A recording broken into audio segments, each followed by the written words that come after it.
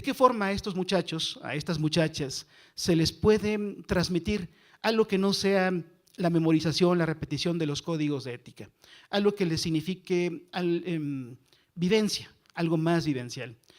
Y encontré que, y es de lo que les vengo a hablar, que en la literatura, en las series televisivas, incluso en nuestros días, en el cine, podemos encontrar mejores ejemplos y mejores formas de discutir estos temas y de poderlos enseñar en el aula universitaria.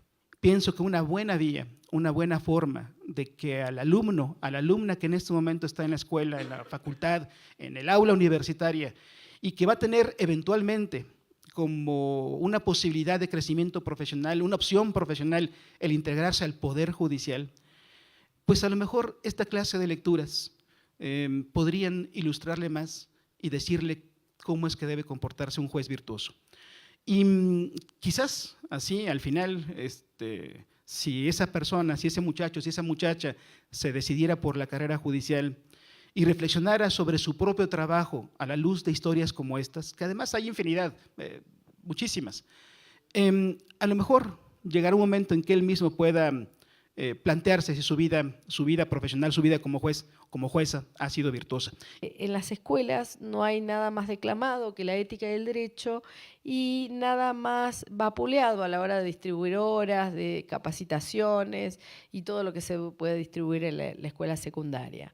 El problema entonces de la enseñanza del derecho yo diría que empieza antes de la universidad, o sea, cuando un alumno se enfrenta al derecho en la escuela, se enfrenta o empieza a aprender derecho en la escuela media, se enfrenta a un área que no tiene una didáctica específica, por ejemplo. En el campo francés, en el campo español, en el campo americano, hay esos 3 minutos, wow. Hay una forma, por lo menos en forma embrionaria, una preocupación acerca de la didáctica del derecho. Y digo esto porque tenemos que, me parece que ampliar, primero no creer que todos los problemas que tenemos en el derecho, en la enseñanza del derecho, son del derecho, ¿no? Esos problemas son van más allá del derecho. Yo creo que la primera socialización profesional es vital a la hora de, por ejemplo, plantear las reglas éticas y los principios éticos que van a regir la profesión. Y tenemos la enorme ventaja de que ese primer pasaje lo hacemos en general en nuestras carreras, en las clínicas, en los consultorios, en las pasantías, en todo aquello que tenemos como labor, a veces directamente llevada a cabo por la universidad y a veces monitoreada por las universidades. Así que yo plantearía, me parece que ese como el lugar en el que la ética debería tener un lugar, la enseñanza de la ética debería tener un lugar central y no ese espacio más condensado de currículum, de un currículum de colección que sigue abriendo nuevas cajas, que sigue abriendo la caja. Que a mí lo que me parece que es una cosa que no se nos debe olvidar es que tenemos que leer, pero también, o mandar a los alumnos a leer, pero también discutir y reflexionar sobre el debate. Y ahí lo que diría yo es que a veces se deja entrever como el mito de que la gente no lee o los chavos ya no leen.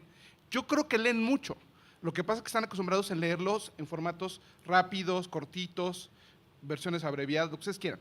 Pero si la historia tiene en el número de páginas que sean necesarias, los agarra, los pesca, si hay una dirección de qué hay que buscar en esta lectura, si hay una instrucción precisa de qué hay que hacer, yo creo que los alumnos lo hacen con mucho gusto. Y entonces, de entrada, hablando de la virtud, volviendo un poco a qué estrategia a mí se me ocurre, pues tiene uno que irse a los clásicos. Dicen que si te gusta leer, hay que leer los clásicos. Si te gusta leer más, pues vuelve a leer los clásicos. Este es Alfonso Reyes el que decía un poco como esta expresión.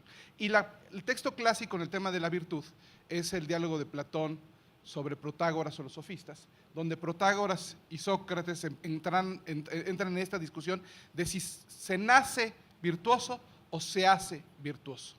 Entonces, esta discusión, bueno, simplemente ya conllevarla al alumno para que el alumno empiece a cuestionarse qué cosas pueden ser como innatas y qué partes son como más bien adquiridas y cómo quizás no es que se excluyen una a la otra, pero bueno, que vaya y entre y llegue a su propia conclusión de cómo entender el tema de la virtud. Obviamente yo compro la idea, yo creo la idea de que hay que enseñar valores, que hay que enseñar principios, que hay que enseñar el tema de justificación, de argumentación, de principios. Y ahí, sobre todo, el gran enemigo que me encuentro, por lo general, es esta idea de, es que eso es subjetivo. Entonces, el discurso racionalista había vendido como un modelo meramente objetivo y el emocional completamente subjetivo, por eso hay que cortar con lo emocional, porque se mete lo subjetivo y nos vamos a quedar con nada más con lo racional. Pero no es cierto, porque atrás están esos sujetos con esos prejuicios, con esas subjetividades. Entonces, pero yo sí creo que podemos ir desarrollando ideas y criterios objetivos.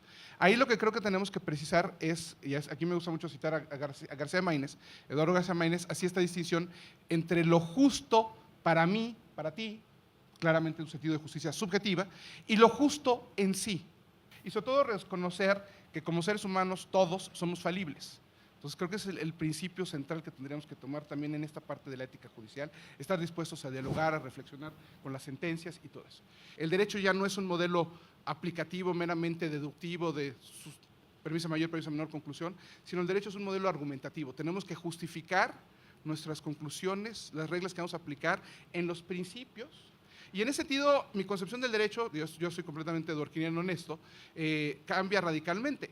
Porque para mí entonces ya el derecho, siguiendo a Dworkin, ya no es nada más las reglas que son promulgadas y los principios que las justifican, sino que también esos principios que justifican estas reglas podrían justificar otras reglas aunque todavía no estén promulgadas. Entonces mi concepción del derecho se vuelve más amplia. Entonces, ¿cómo tengo que justificar aplicación, extensión de ciertas reglas y cómo en un momento dado no aplicar una porque contraviene ciertos principios y porque entonces tendríamos que buscar un principio superior? Y sí creo que podemos hacer justicia en un sentido objetivo. El role playing, ¿no? El desempeñar el rol o ponerlos en el problema. Y entonces, o sea, tenemos estos jueces, ¿usted qué opina? ¿Cuál sería la postura? ¿Cómo podríamos justificarlo? En el tema de entender muy bien, insisto, lo de las reglas y los principios, sí, todo el mundo tiene muy claro que tenemos reglas, ¿no? Pero Dworkin también lo pone muy clarito y dice, pero hay otros estándares jurídicos y básicamente dice que no son reglas. Entonces, hay reglas y otras cosas que no son reglas. ¿Qué son esas otras cosas? Dice principios en general, de ahí puede decir principios y derechos en particular, que son los de justicia, que son los de equidad, que son igualdad, todo lo que ustedes quieran, pero también dice que hay políticas públicas, metas, ¿no? Entonces, y esas dos, que no son reglas, sirven, con el rol que desempeñan, es justificar la aplicación de las reglas o la no aplicación de las reglas. Entonces, ahí es donde pueden entrar como varios ejemplos, ¿no? Ahorita